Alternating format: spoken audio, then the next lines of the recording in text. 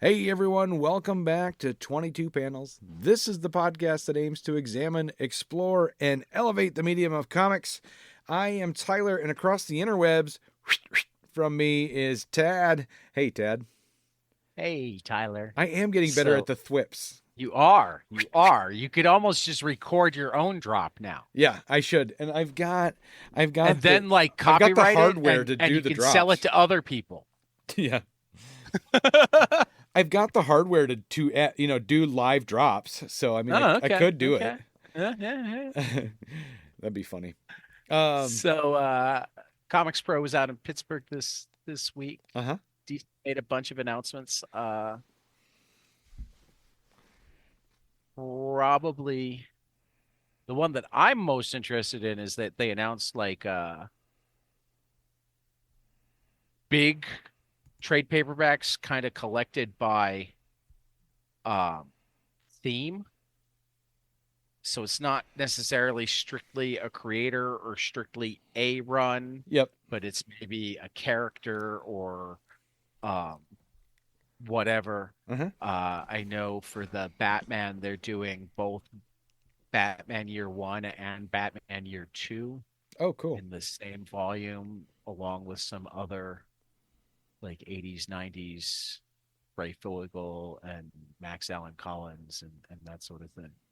Okay. For the Wonder Woman, they're doing um, a significant amount of the Gail Simone run and some other stuff. The Catwoman one looks cool.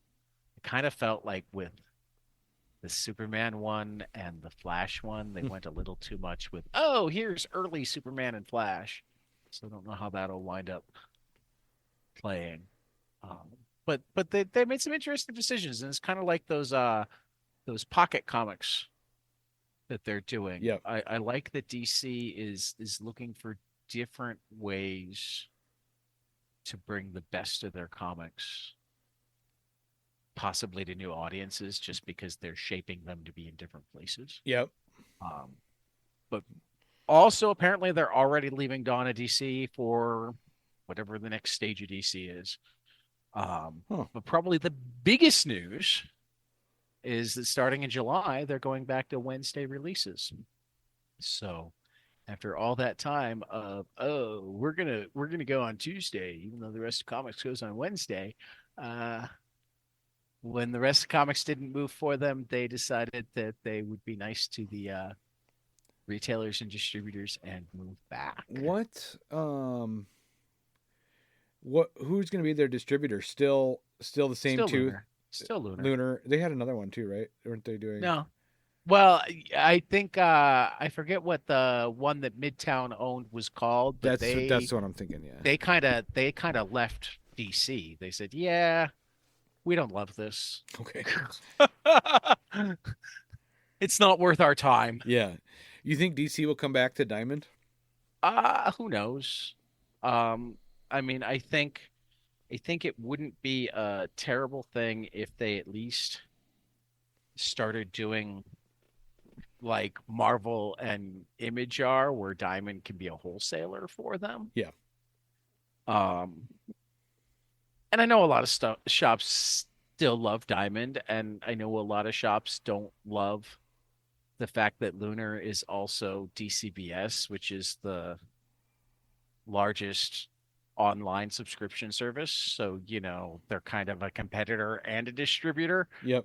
Um, but in pretty much all other ways, Lunar seems to be doing a better job. They ship better, it comes on time, it comes in good condition. You know,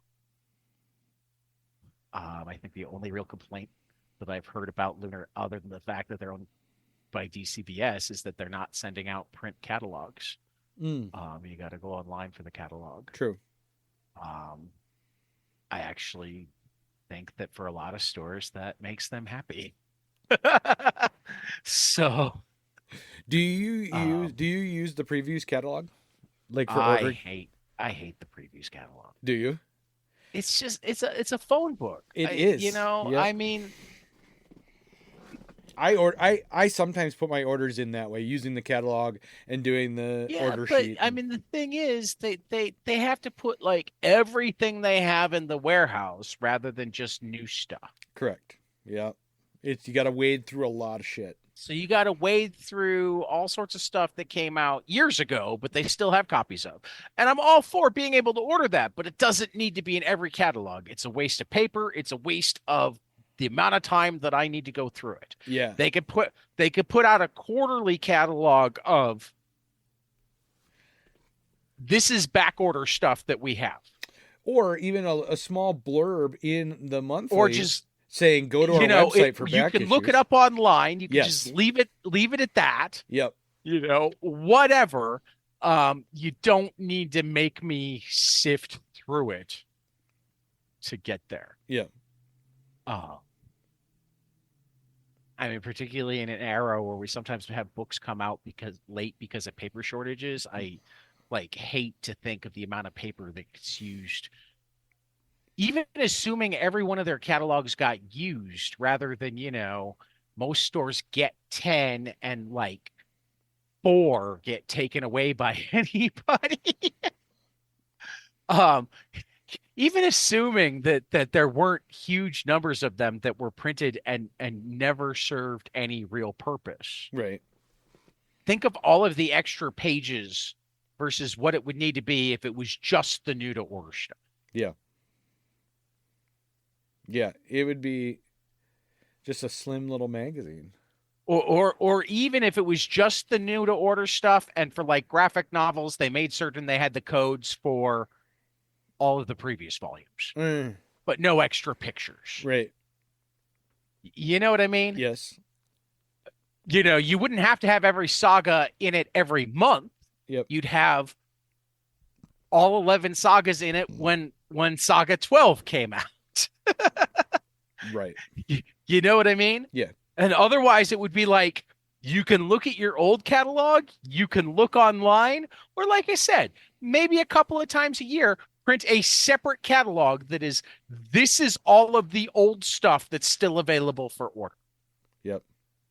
But having that beast of and for a while it was that beast plus Marvel and DC had their own supplements. Yes. And my comic shop would slip them into the catalog and then put it in my box, and I'm like, oh, I don't even want this anymore. No, I never want. Every once in a while I want one. I have the one from when Saga came back because it was the first item that you could get with the big Saga picture on it. Right. But that's the only reason I took it. It's here's my first Saga for 3 years. Yeah. It wasn't because I read any of it. That's funny. So yeah, that's all the rant that I went into from DC's going back to Wednesdays. Awesome. Starting in July. Well, sorry about that, John, Mom, anybody else who's listening. Well, I am very excited for, I don't know if you've watched the original X-Men animated series. Some. Yeah, some. It was a little cheesy.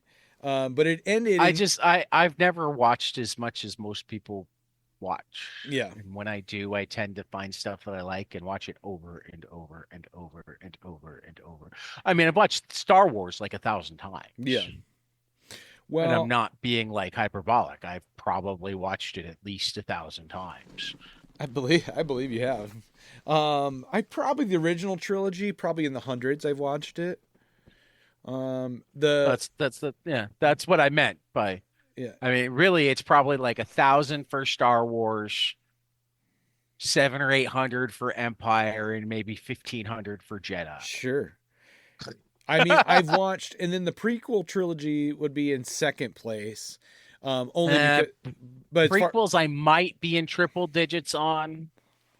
No, I don't think I'm in the triple digits on those. But I had a period where my son was nuts for Attack of the Clones. Okay. So Attack of the Clones in particular, I might be in triple digits on. And then I'm really low on the sequel trilogy. I've only seen it a probably couple times. Approaching triple digits on Force Awakens. Are you? I'm probably mid 50s for Last Jedi. Okay. and probably at least 20 for Rise of Skywalker. All right. Uh, Probably around, and mind you, this includes throwing it on to fall asleep to. Okay. See, I've So only I'm not watched. swearing that I sat and like watched it this many times. But this is how many times where it is played where I am awake for part of it and I was the one that hit play, and if I'm sleeping to it I probably had headphones on or whatever, Sure, right? sure. Um I mean, I can practically recite the original trilogy. I bet. I bet.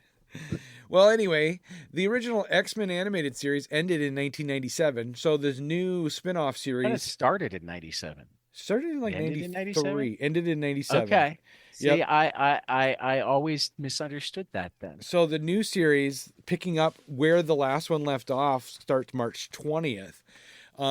But being that there's a character, I don't know if you know the character of Morph, but he is a character that can morph into, he's like Mystique, where he has the power to change his body.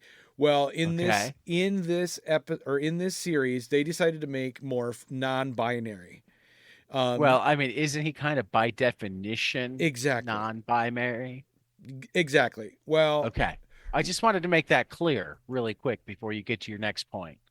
right wing, I mean, Just weirdos. say it, MAGA. Yeah, MAGA are making ridiculous claims that the X-Men woke controversy, the woke thing is just ridiculous. I love how they always call it a controversy, as if there are truly two sides rather than that they're just being assholes. Yeah. The criticisms are just, in my opinion, ridiculous. They're just being assholes. Yeah. Um, and again, showing like very little basic logic, because if he's amorphous, then again, but by definition, Yeah. non-binary. Exactly. I just think they're accusing Honestly, Disney of coming up with this woke cartoon. Of course they are. When Of course they are, because everybody knows how woke Disney is. They're totally woke. The makers of Pocahontas and Song of the South, yeah, completely and totally in touch with unbelievably woke. I mean, I guess you can't get Song of the South anymore, but that can't be said about Pocahontas. I think she's even still one of the princesses. Mm-hmm. Oh yeah. Because I don't know. I know because I don't know. But here's Yeah, the that's thing. not even the craziest MAGA thing that I've heard this week, though. No, I know. Did you hear about the Maricopa County District Attorney? No. I was too focused on the Won't Donald Trump extradite shoes. a murder suspect to New York. She will not extradite a murder suspect to New York because supposedly they're too soft on crime, and she's afraid that they won't put him in jail. So she's not allowing him to be charged. Wrap your head around that for a second. Okay. You can see the look on my face going, what? Now, from some extensive research, I was able to discover that he did stab somebody in Arizona, not fatally. Sure. So at least she does have something to charge him with there. But still, you'd think particularly if Law and Order was your thing, that the murder indictment would come first. And if for whatever reason it turned out that they really were so woke that they decided to let a murderer walk free, well, then they could have him extradited back to Phoenix for his assault with a deadly weapon trial. Yep. I mean, yeah. I don't know. Yeah, I don't know what I think about that.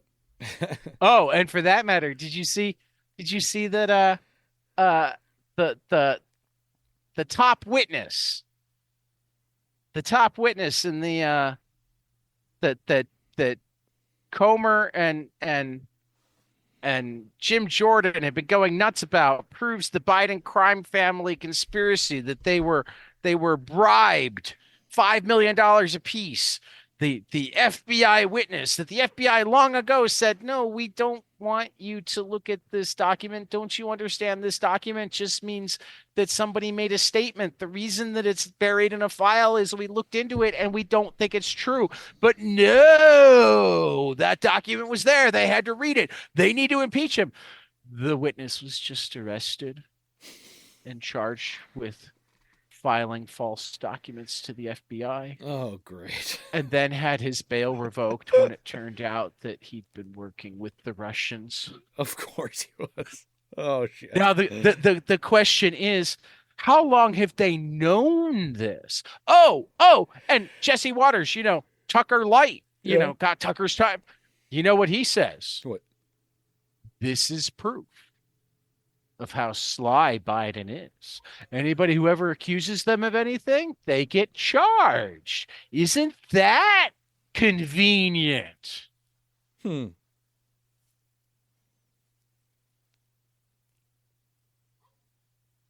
Yeah. I'm actually reading a book on like the history of flat Earth and how it plays into like conspiracy theory type stuff today. And sure. Yeah. Is it good? It is. It's great. It's trying to remember the author right now. But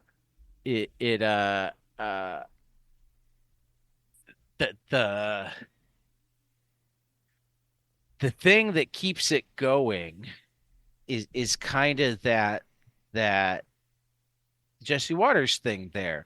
Anything that might be evidence to the contrary, anything that might be disproving evidence, anything that might like indicate that the world is round rather than flat, they immediately spin as the man trying to infiltrate our movement. This is how badly they want you not to believe the truth. Right. So it's not possible, totally not possible, that Vladimir Putin could want to wreak havoc in our political system and discredit a great ally of the Ukraine and Europe, right?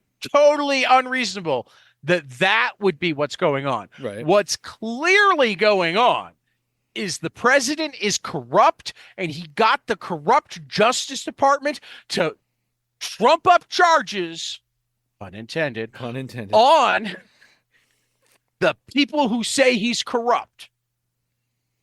Which is also, all of the times where they arrest like left-leaning. I mean, there was a left-leaning journalist arrested for hacking this week. Depending on, the indictment implies that the Department of Justice thinks he literally hacked Fox News to release stuff. He insists that he found it on a publicly accessible website. He just knew where to look. Either way, I mean, his reporting is part of why Tucker Carlson went down. So, I mean, is that like the false flag? We don't want people to believe that the Justice Department is just working for Biden. Right. So every once in a while, they have to go arrest somebody like, I don't know, his son, and charge him with something that's would never get charged in any other, just so that we have the appearance of equality when they charge us for criming. This is how the MAGA brain works. I know. So, of course, if it hadn't been a transgender X-Men character, it would have been, wait a minute. You mean you're telling me Beast is blue? Exactly. Why can't he be a good white man? He was originally white. Why did they have to change him blue? Huh? Do you have an answer for that? Why did they have to change him blue? Is it because of the blue Egyptian people? So, I mean, the ridiculousness is of like the X-Men have been pushing these boundaries since the 60s. No, they haven't. The crazy part, fake news. Fake news. I just don't get it. Why? False flag. I just don't understand. First down. First down. Taylor Swift. America.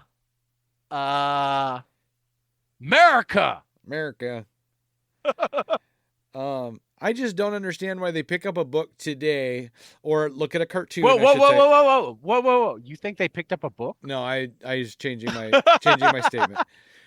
Looked at a trailer for a cartoon. The cartoon hasn't even aired. Whoa. You think they watched a trailer for the cartoon? Well, somebody had to for them to know. I think they watched a really fringe YouTube video. Yeah, probably. From somebody who talked to somebody who talked to somebody who watched the trailer for the cartoon. Yeah. That's what I'm saying. Somebody had to. It all stemmed from this trailer. Anyway. Some 6-year-old somewhere watched the trailer, thought it was awesome. Yeah.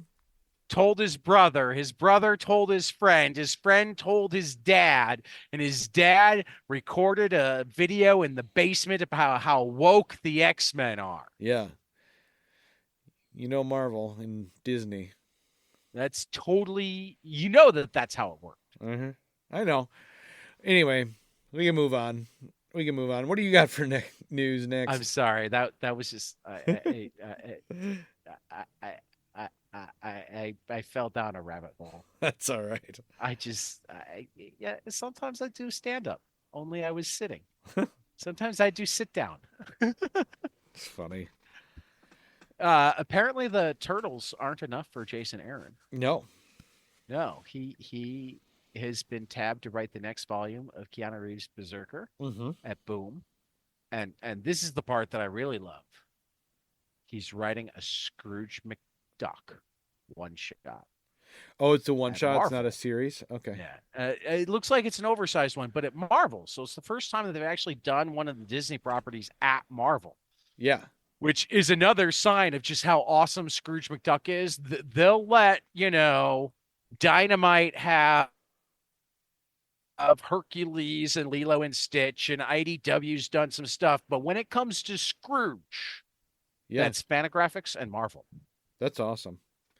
I can't wait for more properties to be released through Marvel that are not part of the Marvel comic universe. Well, except that that what comes next is Scrooge McDuck versus Howard Duck. Yeah, you're right. Yeah, Howard the Duck Scrooge McDuck crossover, and I don't know if I really want that. No, I don't either. And I certainly don't want Spider-Man and Duckburg. No. What was the hero's name? Gizmo Punisher and Cape Suzette. Yeah. I mean, this could go really wrong. Yeah. Be kind of fun, though. I could see Jason Aaron doing a good job. For a minute or two. Yeah. For a minute or two. I can't wait to see what direction he takes Scrooge McDuck. Oh, yeah. No. Jason Aaron doing Scrooge McDuck will be fantastic. Yeah, it's going to be good. I'm just saying that I don't necessarily think I need to see a lot of Disney at Marvel. Right. I agree. You're right. I am somewhat surprised and very happy that they haven't felt a need to have an Avengers Star Wars crossover yet. I mean, seriously, they brought Conan into the universe. Yeah, they did. That was an unfortunate. Yeah, I agree. That was an unfortunate side. Don't get me wrong. There were some people who did some cool stuff with Savage Avengers. I'm not blaming the writers at all. Mm-hmm. And for that matter, if it was like Archie versus Predator and it was like its own thing rather than actually part of continuity, it could even maybe be cool. Right. But that's not the way they've been playing lately. Mm-hmm. It's speaking of which, they've got Predator, so just wait. That's what It's I'm going to saying. be Cosmic Ghost Rider versus Predator. So that's what I'm saying. I wish they would release stuff under the Marvel label that was not Like necessarily, Epic. yeah, that's something that wasn't necessarily in the Marvel universe or fair game for it down the road. I mean, if they did something like Black Label, where they made it clear that Yes. this isn't the Marvel universe, we're letting people fuck around with characters. Yeah, I could get behind that. I could too. Yeah, that's a good idea. But let's talk some graphic novels coming out. Yeah, let's do it. Jerry Frisson and Francesco Trifogli at Humanoids, The Fire of Theseus. A true story of Theseus and the Minotaur. Everyone thinks they know Theseus, the great hero of Athens, but what legend has retained is merely a web of lies, a fable to hide the truth, a truth that time was not ready to accept. It's time her story was told. Yeah, I like Greek mythology. So this should be a good book Yeah, yeah. for sure. Homebody from Theo Parrish at Harper Alley. In their comics debut, Theo Parrish masterfully weaves an intimate and defiantly hopeful memoir about the journey one non-binary person takes to find a home within himself, or within themselves. Within themselves. Combining traditional comics with organic journal-like interludes, Theo takes us through their experiences with the 100 arbitrary and unspoken gender binary rules of high school, from harrowing haircuts and finally the right haircut, to the intersection of gender identity and sexuality, and through tiny everyday movements that all led up to Theo finding the term non-binary, which finally struck a chord. Certainly will probably strike a chord with MAGA as well, particularly when Theo joins the X-Men. I know you've been waiting for me to talk about this one. Okay.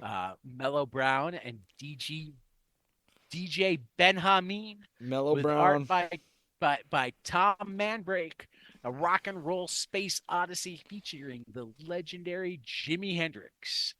That is a great In a galaxy name. where a tyrannical force has silenced music and enslaved all life, Hendrix must embark on a perilous quest to find a magical talisman powerful enough to unlock the incredible latent power of his trademark sound. I think that's a great name, Mellow Brown. You know what I mean? Mellow Brown and DJ Ben-Hameen. Yeah. Jimi Hendrix, Purple Haze from Titan Comics on July 31st. It looks so good. Just Another Story, a graphic migration account from Ernesto Sade and Graphic Universe. When Carlos was 19 years old, his mother decided to leave her life in El Salvador, seeking a new start in the United States. She arranged the services of a coyote for the journey north. Reluctant to leave, but refusing to let his mother go without him, Carlos joined her. During their trip through Mexico, they experienced the risks and fears countless people from Central American countries face as they migrate toward different lands. 10 years later, Carlos shared these memories with his cousin Ernesto. The result of their conversation is Just Another Story.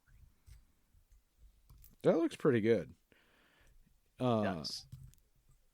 I kind of like those survival stories, like you said. She hires the help of a coyote to get her across, and Yep.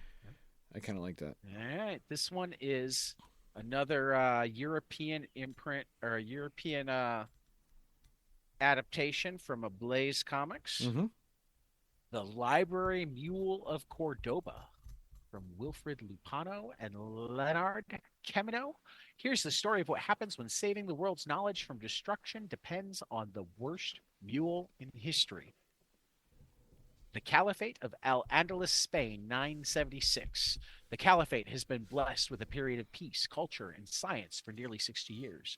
The Caliph Abd al-Rahman III and his son Al-Hakam II made Cordoba the western capital of learning, but Al-Hakam II dies young and his son is only 10 years old.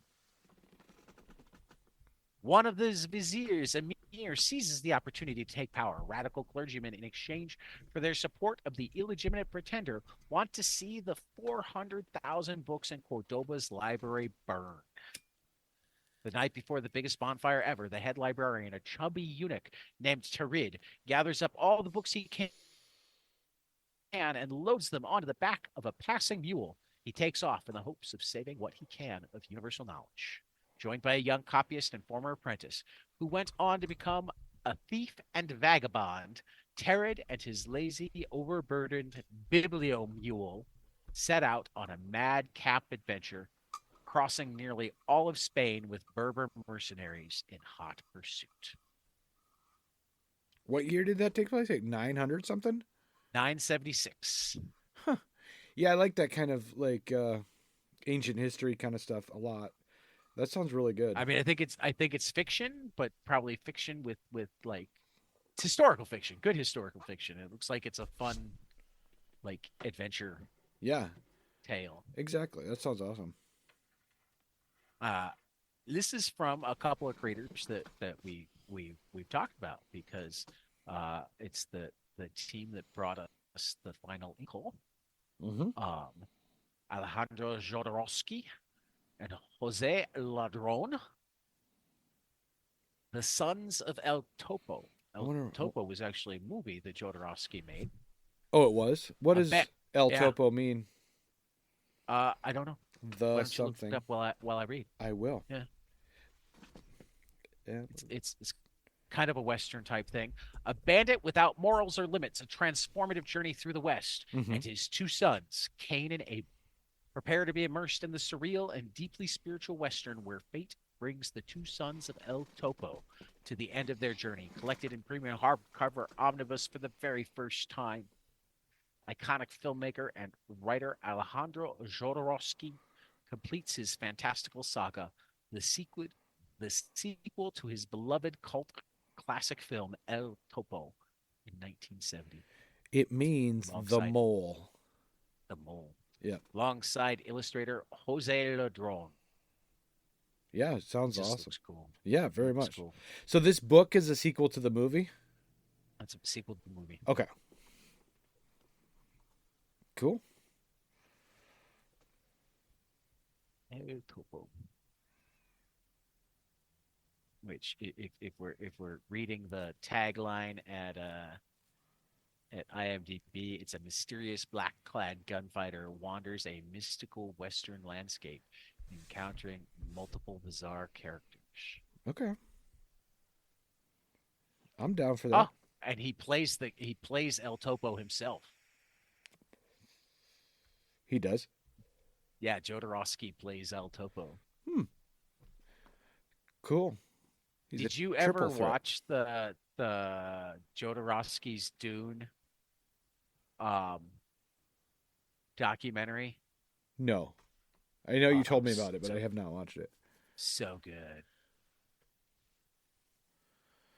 I have to definitely check it out. Topo. Do you know where is it streaming somewhere? It looks like it is available for purchase on Amazon. Okay. For $19.99. I don't know if it's streaming it. Okay. Sounds good. I don't know why this just popped into my head, Tad, but I just bought tickets to Primus. To Primus? Yeah. Cool. In July. Sorry, that was a total non sequitur. It just cool. I got shut out of Pearl Jam at Wrigley. You did? Made me sad. Oh, yeah. This is gonna be the first one you've missed, right? Since you started going. It'll be the first Wrigley ones that I mean, I suppose it's not impossible that I could still wind up with tickets somewhere. Yeah. And at least right now, my plan is to hang out outside. Okay. On Saturday, at least. And I will be at the Indianapolis show the Monday of that week because I have the tickets from the show that got canceled last year. Right. So I will see Pearl Jam this summer. Yeah. Just not necessarily from inside Wrigley Field. So it's okay. I'll live. Yeah. I'll live. I bought some comics to feel better. You you bought some comics to feel better. Some digital comics. I actually bought the Frank Johnson thing. You did. Yeah, the guy that had all of his notebooks that Fantagraphics published. Yep. We were looking at last week. Yep. So I haven't started reading it yet, but I have it digitally now.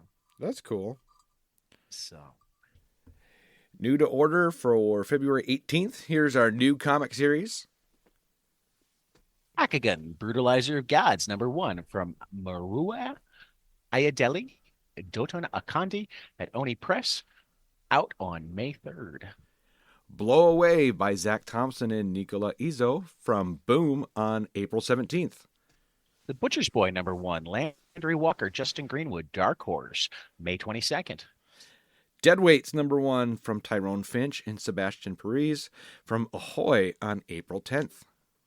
Dick Tracy, #1 from Alex Segura, Michael Marisi, Chantel, Amy Osman, Geraldo Borges from Mad Cave on April 24th.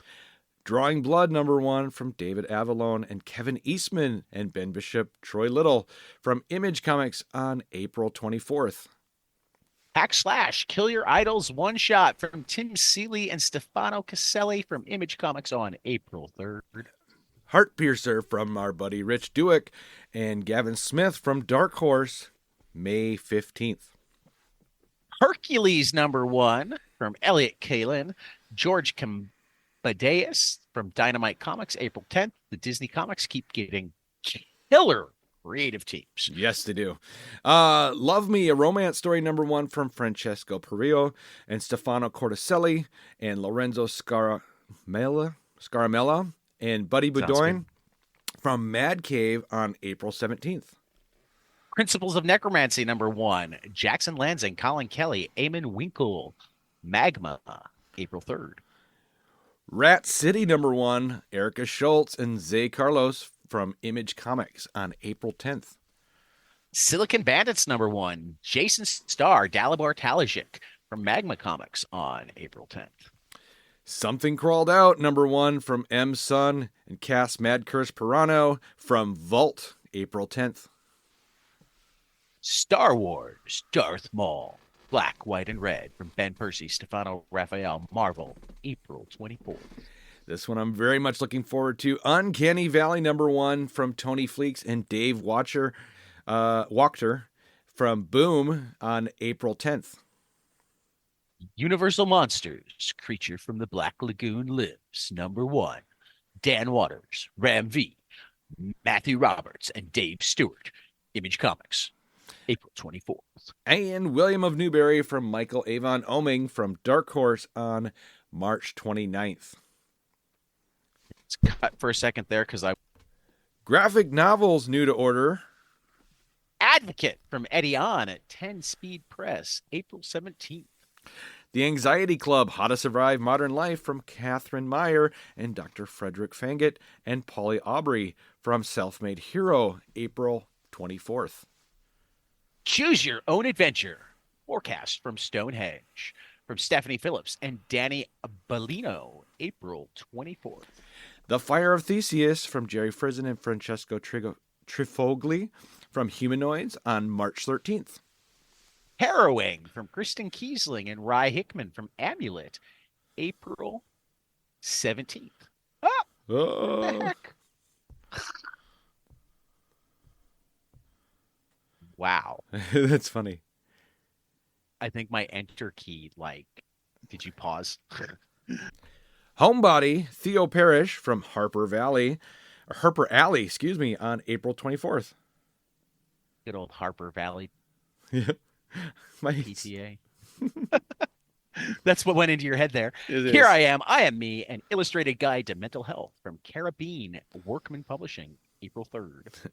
Looking forward to this one. Jimi Hendrix, Purple Haze from Mellow Brown and DJ Ben Hameen and Tom Mandrake from Titan on July 31st. Just Another Story, a graphic migration account from Ernesto Sade, Graphic Universe, April 3rd. The Library Mule of Cordoba from Wilfred Lupano and Leonard Chimino from Ablaze on May 29th. Lies My Teacher Told Me from Nate Powell and James W. Lowen. New press, April 17th.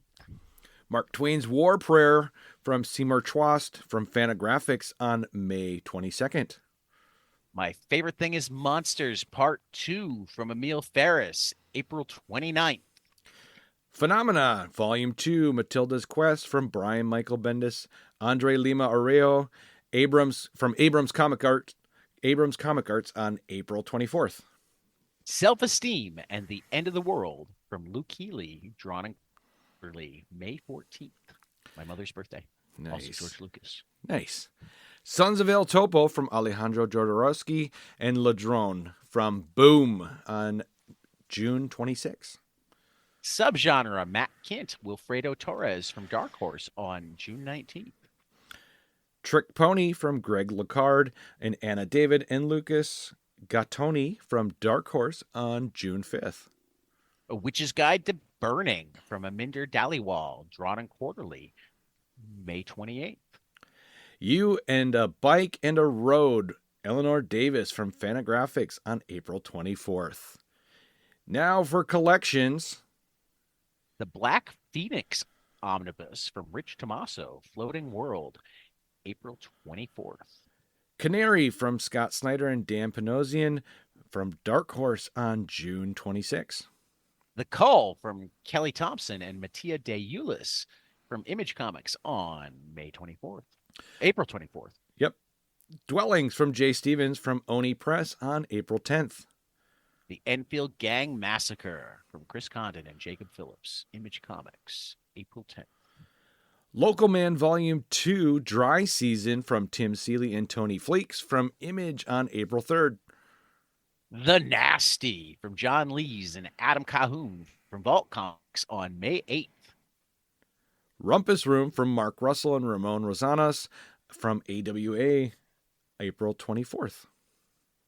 Scrapper from Cliff Blazinski, Alex DeCampi, and Ryan Kelly, Image Comics on April 24th.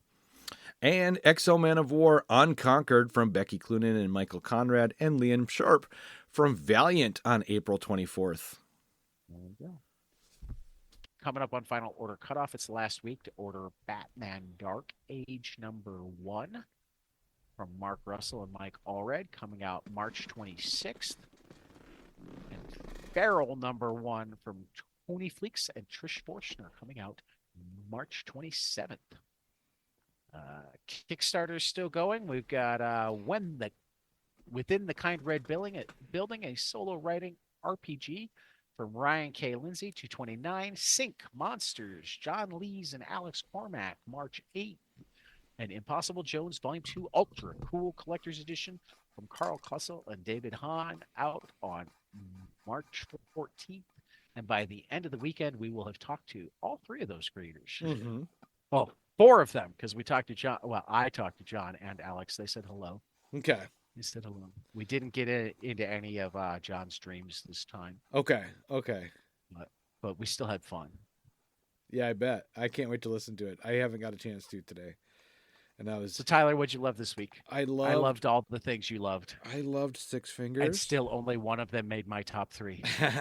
The Six Fingers from Dan Waters. If you missed that interview, go back and listen to Dan Waters and Ram V as we discussed his book, The One Hand, and then Dan's book, so The good Six together, Fingers. aren't they? Yeah. So what I did was I read the One Hand the other day, and then I read the Six Fingers yesterday. And then I went back and read them both back to back. Yeah, that's exactly what I wound up doing. Yeah. Because I read The One Hand when it came out. Yep. And then I read the Six Fingers when they sent me the preview copy. Uh-huh. And then as soon as I was done reading the Six Fingers, I read The One Hand again, and then I read the Six Fingers again. Yeah. I'm very interested to see where this is going now. You definitely totally digging it. If you're reading, I'm liking it even more than I thought I would. If you're reading one and not the other, you're doing yourself a disservice. You're silly. Yeah, you're totally silly. Yeah, you got to buy both of these. Yep.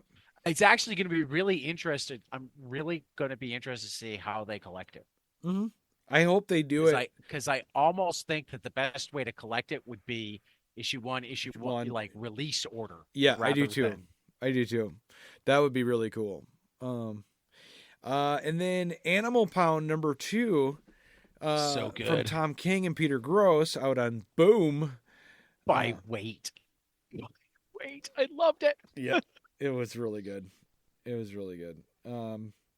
Loved it. Because, what happens when you don't have humans to keep the animals separated? At the beginning of the book, they start to.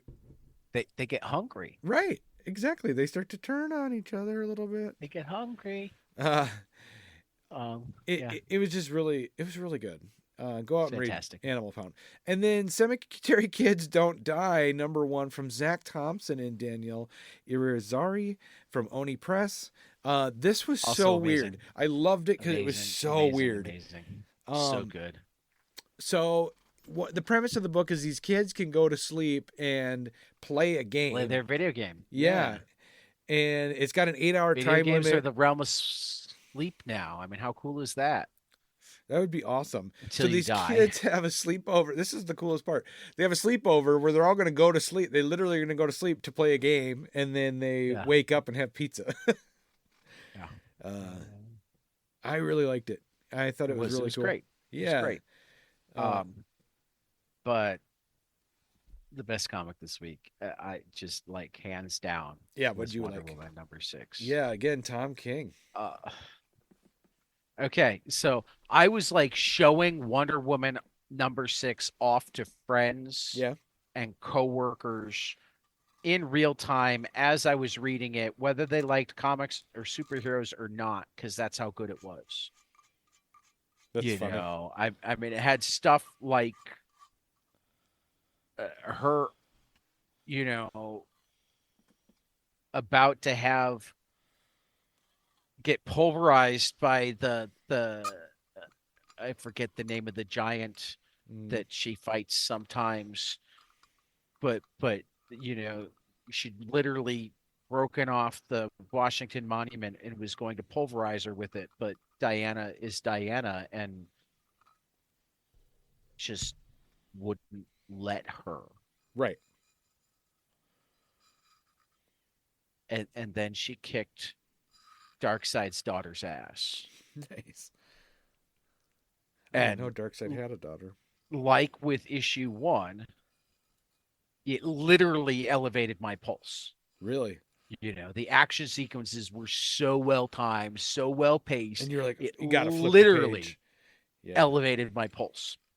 Wow. And then, because he's doing the backups too, he and Belen Ortega did the Wonder Kids. Well, not the Wonder Twins. The you know what I mean. The Super Sons babysitting young Lizzie, daughter of Diana. Okay. And this time around, their job was to get her to go to bed, and she wasn't having it. Oh, really? Damian told her a story where he essentially single-handedly beat Darkseid to end Final Crisis. And what she took away from it was that Darkseid was hiding in the closet and had math.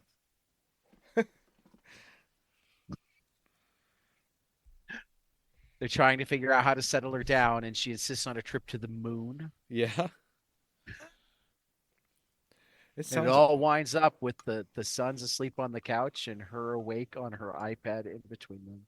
Oh, funny. They fell asleep. That's all. It was just so.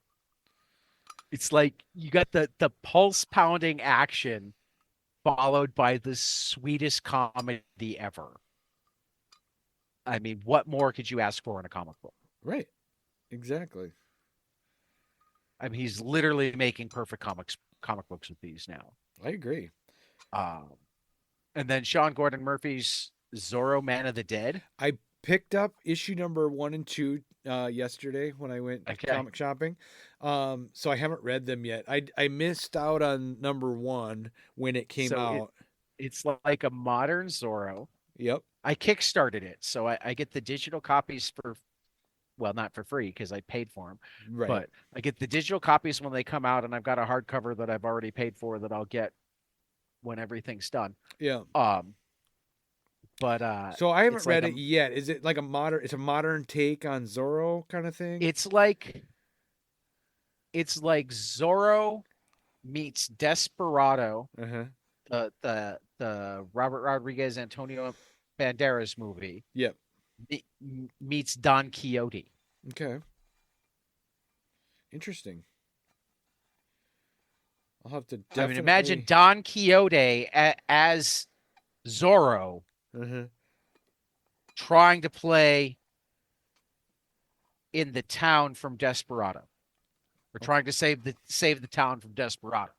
So he's got his horse and his swords and his Don Quixote tilting at windmills attitude, and they've got cars and machine guns and lots of numbers.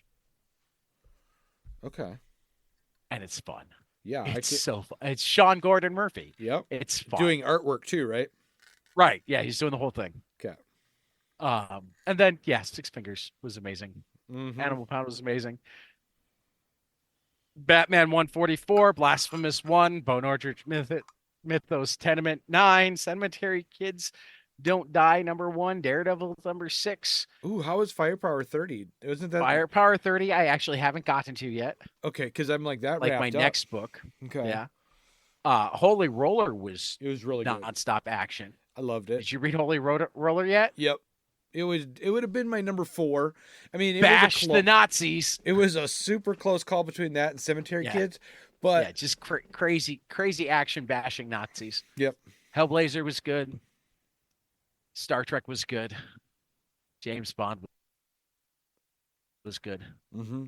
I still need to get to Firepower and Usagi and Unnatural Order. Usagi is on my list. It's sitting on my nightstand. It's sitting on my couch. Yeah. It's weird because books this week. A little behind the scenes, and we talked to some people. Yeah, a little behind the scenes knowledge here.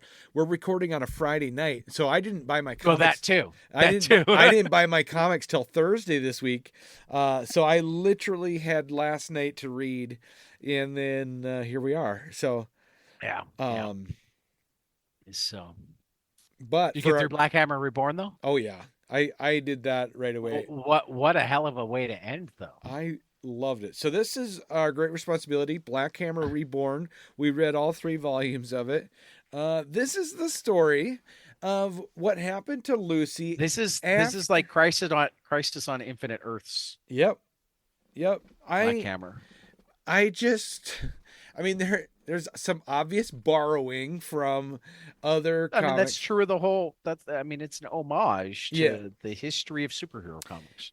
This was my favorite one yet. Out of everything, like it was. Caitlin Yarsky killed the art on the 1st and 4th part, and Malachi Ward. Ward was the middle part. Also nailed it. Yep.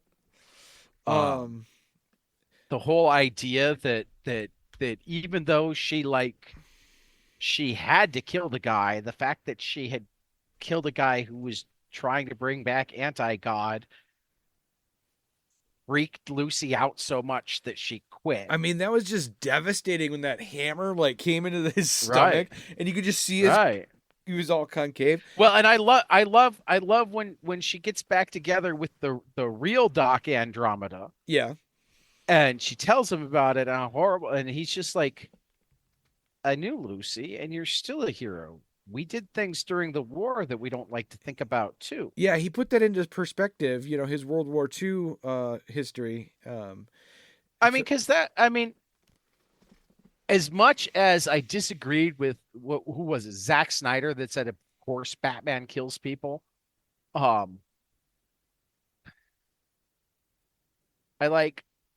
buy the idea that heroes always try not to kill people. Yep. It's sometimes beyond the pale, the idea that they literally manage not to. Yep. And that's one of the things I loved during the Chip Zdarsky run on Daredevil, is he gets shaken when he accidentally kills the guy. Yep. So much so that he puts himself in prison. I mean, he turns himself in and wants to do the time. Right. This was brutal. Then later, when Skulldigger gets the same treatment from the hammer to the gut, Right. you just feel bad because I really like Skulldigger as a character, and I'm like, oh shit. I mean, he's like an inch better than Frank Castle, I guess. Yeah, he reminds me What a I'm lot of curious Bruce about Wayne. is, and I didn't have time to go look it up. Did Cosmic Ghost Rider come before or after, like the Cosmic Skulldigger that he becomes? I don't know, but I mean, they're very similar. because I mean, it kind of felt like, I mean, the way it read, it felt more like an homage to Silver Surfer. Yeah, where he'd be more like a herald of, you know, Right. yeah, But I could see no, that. I think Cosmic Ghost Rider was out before this hit though. So I don't know. I think you're right. It seems like Yeah. Cosmic Ghost I Rider's been think around for a Cosmic Ghost while. Rider had started before this. So yeah, he's already riffing off of Donny Cates Yep. like a year later. Yeah. But I But don't yeah, like it I was didn't when he became Cosmic the Cosmic what's his name? Skulldigger? I didn't really like the costume change. I liked the it old was school. weird. Yeah, I like the But old that was school. also one of the things that made it feel more Silver Surfer slash Green Lantern Corps. Yeah. Yeah. We're gonna take you vicious vigilante and make you into this bright herald of justice. What I loved is that we got to see what happened to Lucy But we're after. gonna let you keep the skull. It's just yellow now. I love seeing what happened to Lucy once Yeah. the events from the previous Black Hammer stuff we were reading on the farm and all that's been taken care of, and we see that Lucy for the last 20 years has had a family with a Yeah. supervillain named Lightning Right. Rod. Well, I mean, Or a super might be supervillain. pushing Yeah, it. a villain in training. Uh, He kind of pathetic. a dude with gloves that could zap people with indeterminately low voltage So as a young guy, who he's got this cool mo. stole the change from a laundromat to He's got this like try to mohawk, pay and then his rent. as he's older, the old version of it's just flopped over his mohawk. The mohawk becomes the comb over. It was. It looked just horrible. But it really bothered me because this really bothers me. Loyalty means something to me, especially in relationships. And so it really bothered me that he was cheating on her. You know what I mean? Because you're like, you can't do that to Lucy. What are you doing? She's Black Hammer, dumbass. Well, yeah, but she wasn't Black Hammer anymore. There was clearly strain in their relationship. I know. Do I condone what he did? No, but I think that they're everybody was working through some stuff. Yeah. Well, and it showed how much like she said it was over between them, but when Colonel Weird shows When up the world was coming to the end, yeah. she wanted him to stay and have pizza. Yeah. Yep. Well, and plus when Colonel Weird zapped them into Well, yeah, their little onto the pocket farm, universe, which yeah. is actually the real world. How fucked up is that? That's cool. The farm is the real world. And it was weird because that's how Abraham was trying to explain it too. He's like, no, this is the real world. Superheroes don't exist. They're just written about in comic books. Right. And I'm like, Right. that kind of blew Tammy my mind. found them online and we read them. Yeah. She ordered them from Amazon and we read them. Oh, it's funny. Yeah. But it was really good. This is definitely my favorite so far. It just had Yeah, I don't know if I can judge them that way. It's to me the whole thing is its own piece. I mean, this is different than the earlier stuff though, you know what I mean? Yeah, but this is the great climax headed towards resolution. Yep. You know, what we've got left, I don't think I've actually read Visions? Or is that No, I've read Visions. Okay. But we were going to do Visions and JLA separately. Uh-huh. what we're gonna do for this week is the oh, what is it? The other Colonel Weird. Oh, the Colonel Weird and Little Andromeda. Okay. And The Last Days of Black Hammer, which is actually a prequel. And then for whatever reason, I got The Last Days of the Black Hammer and Black Hammer: The End transposed in my head. So you've been reading The End as it comes out. I've been saying it's great, but I was thinking of Last Days of Black Hammer. I haven't read any of The End yet. I'm going to wait until we've read. So like this week, it should be the Colonel Weird Yep. and The Last Days of Black Hammer. Okay. And then next week, it's The End. Oh, we're starting that already. Okay. Yeah, well, I mean, Came up quick. no. Yeah, this coming week Is Colonel Weird and Little Andromeda. and The Last Days of Black Hammer. Yep. And then the following week, it would be The End. And we'll kind of talk about everything. And then we'll kind of do a coda with Visions and Black Hammer JLA. So 3 more episodes. Yeah. Black Hammer. With these, with the Reborn arc that we just read, I really felt that the Astro City vibe to it. Oh, yeah. Skulldigger especially is one of those characters that, to me, came right out of Astro City. Yeah, definitely. But yeah. Yeah. And for that matter, when does Astro City Volume 5 come out? I think in May. It'd be hilarious I if thought May. If Astro City Metro Book 5 comes out in late March, it could work out like perfectly. Maybe it is March. God, I don't remember. That would be cool. Metro Book Volume 5. March 19th, baby. Wow. Perfect. Perfect. I don't know. I thought May for some reason. March is good. March is good. Yeah. So we'll wrap this up and we'll do Metro Book 5. Nice. 3 weeks, 3 more weeks of Black Hammer, and then Metro Book 5, and then we got to figure out what we're doing next. Yeah. We'll come up with something. I'm certain we will. There's so many options. Mm-hmm. I mean, we've got 150 years of comics at this point. Mm-hmm. I know. On like 4 different continents. 5 different continents. 6 different continents. I don't think there are any. Well, I mean, Whiteout is set in Antarctica. But it's not written. Their creators are not from there. But I don't think Greg Rucka went there to write it. Right. Or Michael Lark there to draw it. Yeah. But pretty much every other continent we can find. I think the Astro City thing that comes out in May is the first hardcover omnibus. Oh, okay. That's cool. Because as soon as you said it, I'm like, wasn't there something? Yeah, the first Opus edition. No, that's not coming out till August. I don't know. Maybe I just thought May, because May, March are with them. I don't know. Yeah.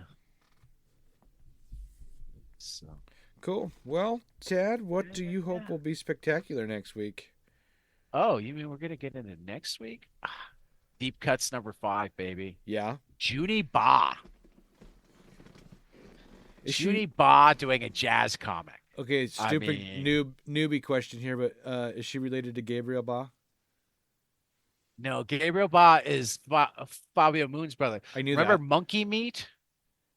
Yeah. Yes. That was Junie Ba. Oh, okay. Yeah. Okay. Yeah, I know Monkey Meat. Yeah. So Kyle Higgins, Joe Clark, Junie Ba doing issue 5. Okay. Hack Slash Back to School number 3 from Zoe Thorogood. So it looks amazing. She's been doing so good with that. Yeah. And then Jill and the Killers number 2, Olivia Quartero Briggs and Roberta Ingranata from Oni Press. a lot of graphic novels coming out next week. But I think we talked about most of them when they were new to order. Uh-huh. So yeah, what are you looking forward to? I Well, don't think I know your second one. I just picked up some early issues of Reborn, and I hadn't read it when they came out. Reborn is so good. And so now I'm hooked. So I'm gonna get caught up. So good. I'm not ready for issue 15 that's coming out on Wednesday, but You're gonna try to get caught up. I'm gonna try to get caught up because I really want to read it. Good. From Chip Zdarsky and Jacob Phillips. So Mitch good. is like, so I picked up the first issue from Scout. This is Mitch number 2 from the creator's name is Maxim Simic. And it's like a chubby Roger Rabbit meets Indiana Jones kind of thing. I don't know how else to put it. It's pretty cool. Okay. Issue 1 just kind of went. I picked it up on a whim, when I was bored and didn't have anything else to read. And issue 2 is coming out on Tuesday and looks just awesome. And sounds good. And then my third pick is The Nasty number 7 by John Lees and Adam Cahoon from Vault. If you don't know what The Nasty is, it's a series about horror movies. Video nasties, baby. Yeah. Making their own. Yeah. Very much looking forward to that. So the penultimate issue. Yeah. Yeah. Looks good. Yep. Looks very good. John was happy about it. Is he? Yeah. Cool. Yeah. He said you were a bum for not coming. I know. That he thought that if you were a real man, you would have taught Taekwondo while interviewing him. I would, but these kids are getting ready for a tournament in a month, and I kind of got put on the spot that I got to start them sparring. Alex's son came and introduced us to his gorilla. You could have introduced us to your Taekwondo kids. I'm just saying. I could have, but you know what? They didn't have Wi-Fi at the school I was at.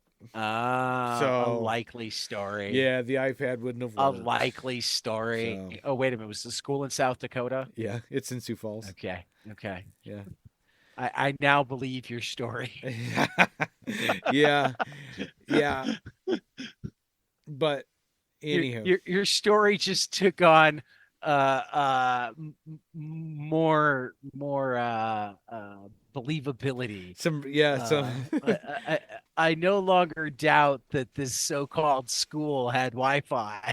It was really funny because I was having Wi-Fi problems with my phone there last night, and so I had to use my data. But so I have doubts whether a Zoom call would have actually worked well at the school. Yeah, but probably not.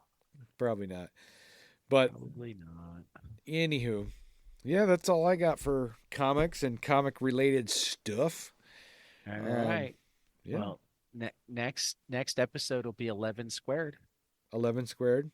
11 squared. 121. That's right. Nice. All right. So I'll take us out. Listeners out there, we'll catch you guys after the next page. Later. Hey guys, this is Tyler from 22 Panels. I'm here to tell you all about our Patreon. If you enjoy this show, please consider donating to our Patreon to keep this show going. We have many different tiers, all different levels to help you decide what's right for you. Okay, so get on out there to patreon.com/22panelspodcast.